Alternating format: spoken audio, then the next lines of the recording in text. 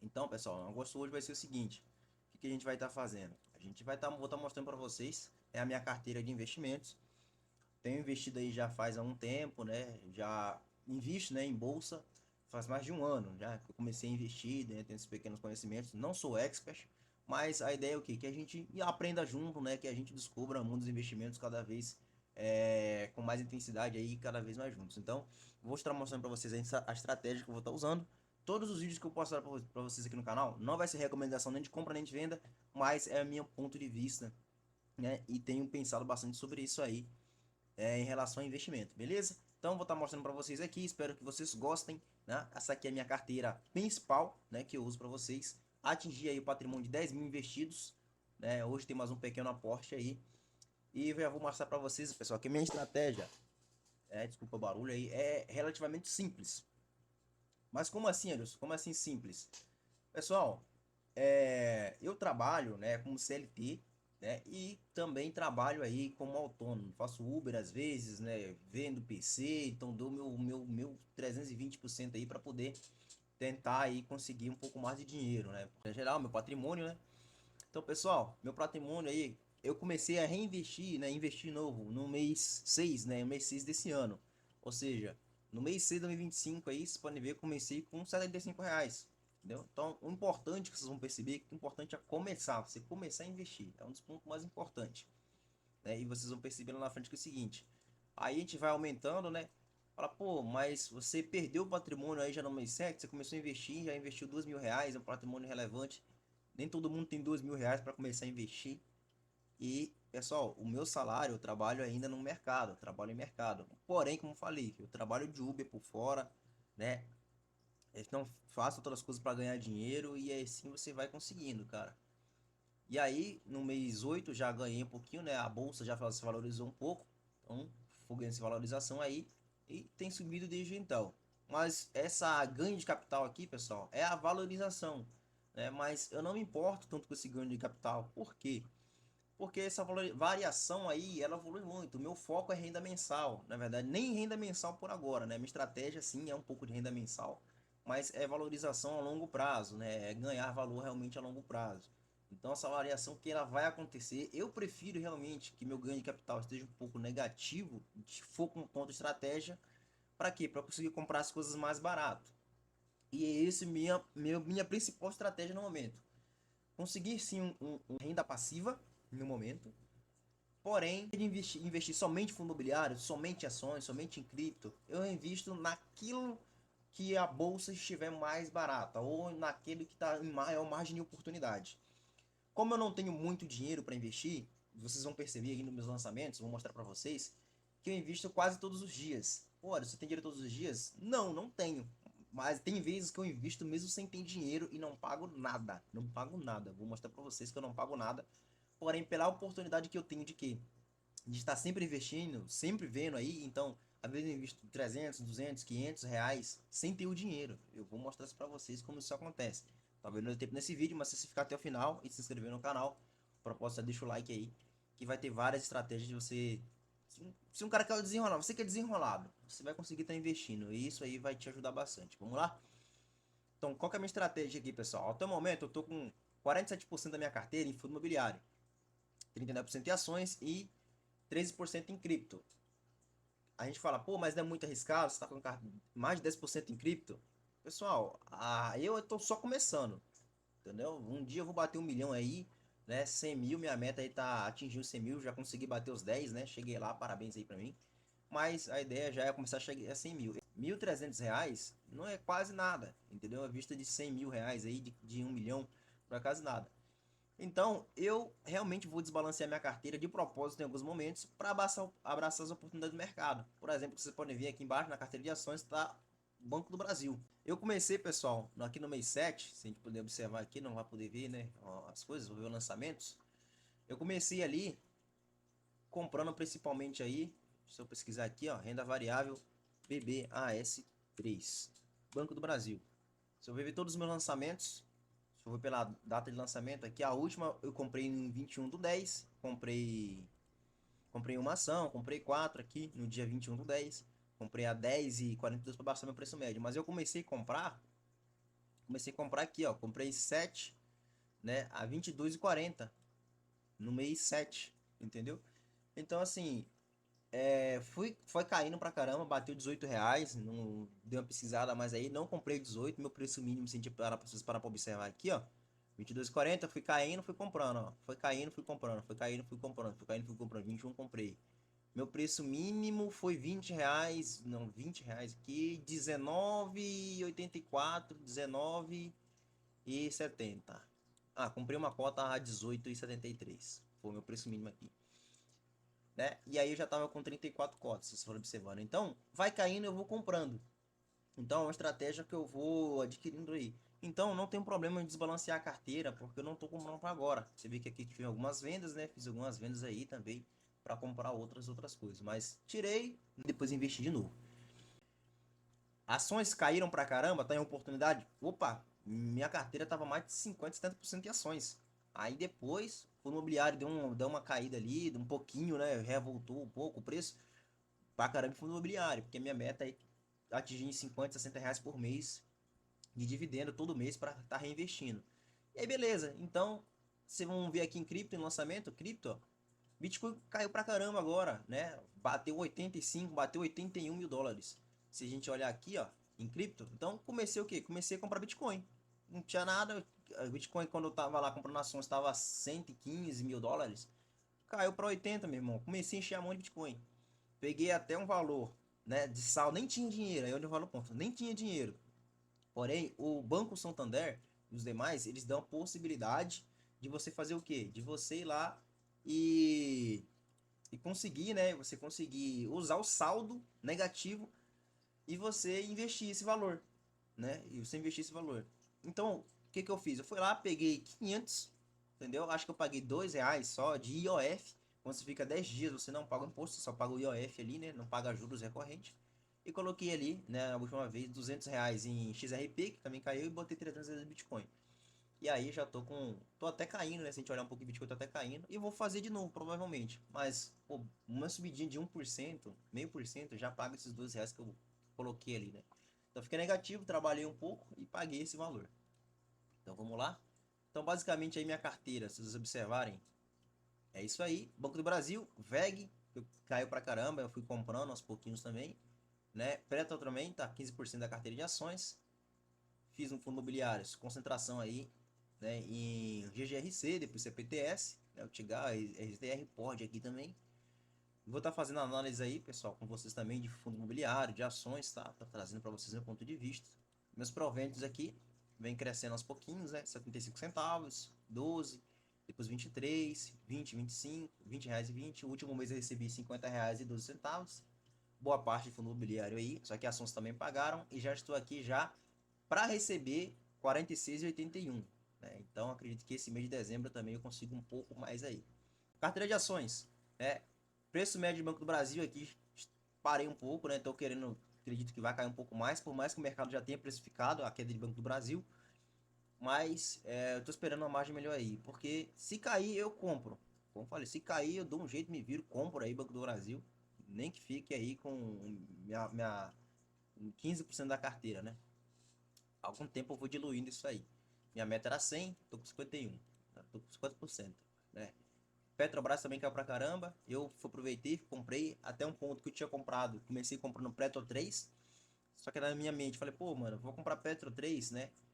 Sendo que eu provavelmente não vou conseguir ter direito a voto, não vai ser muito relevante daqui a um tempo.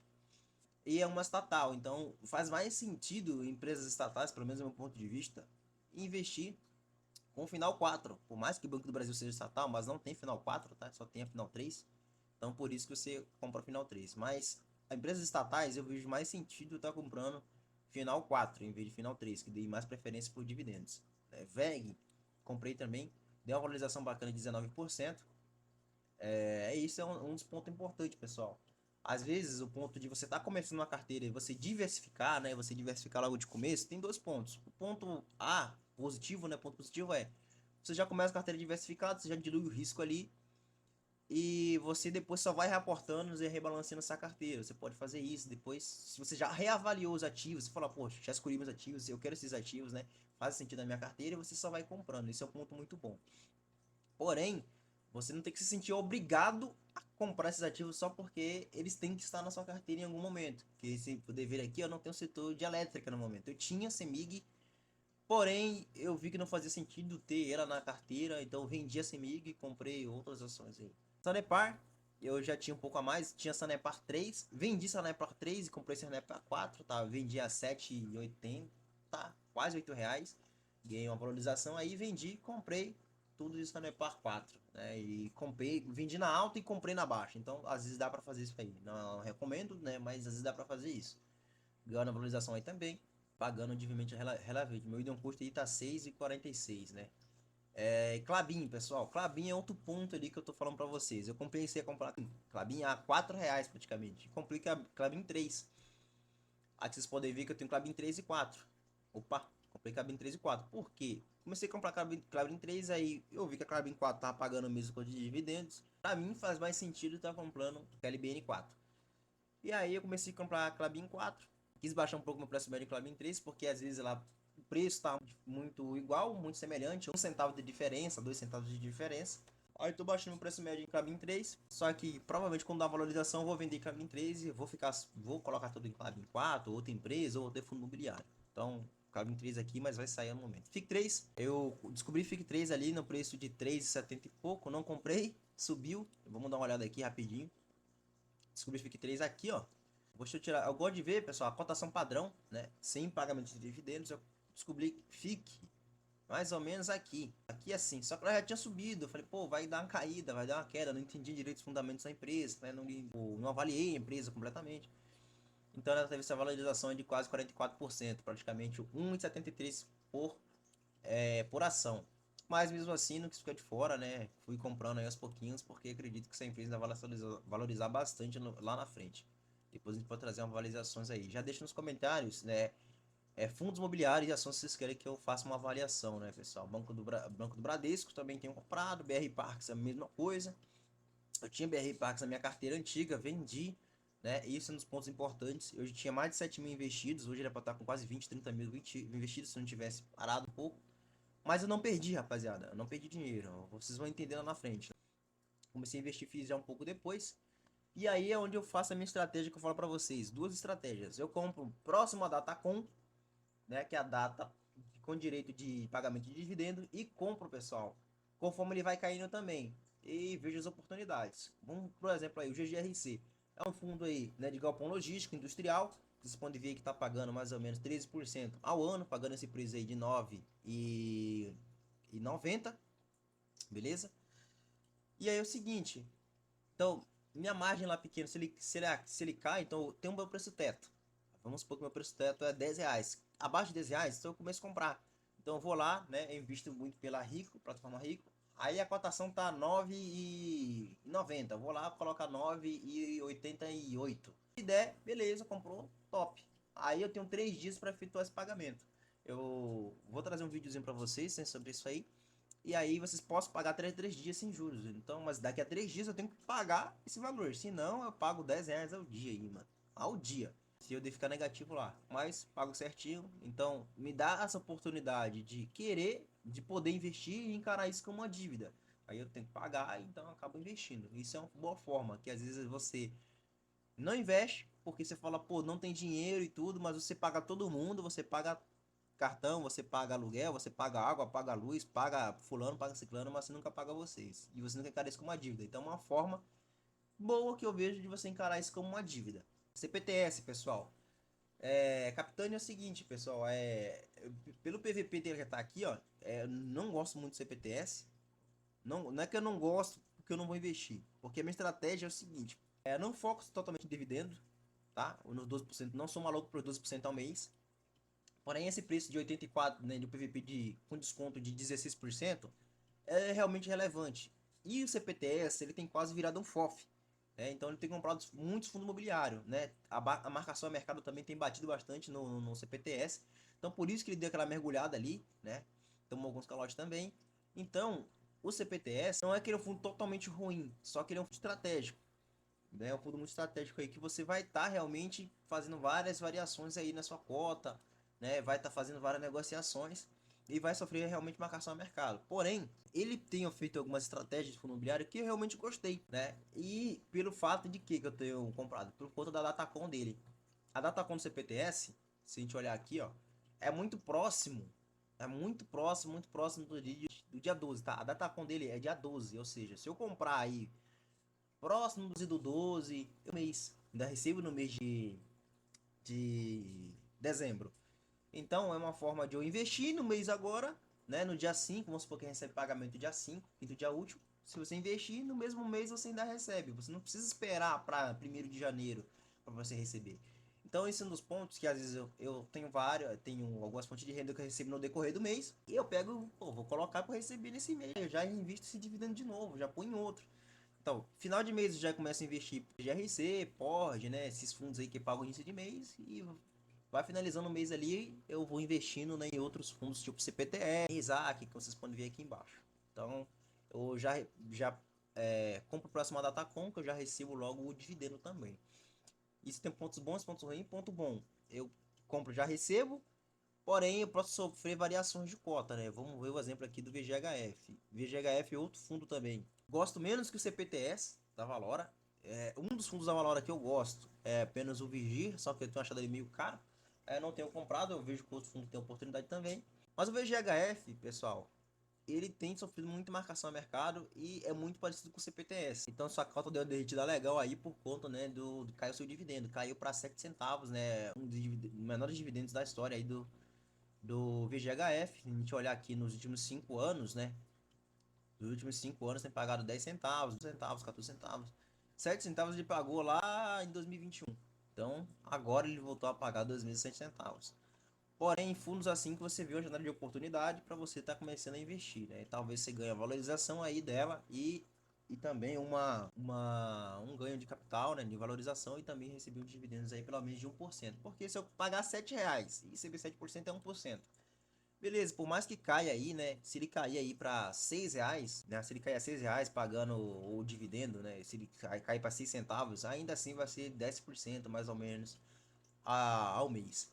Ou 10% ao ano. Então, esse é um ponto muito importante. Você avaliar se realmente vale a pena o risco.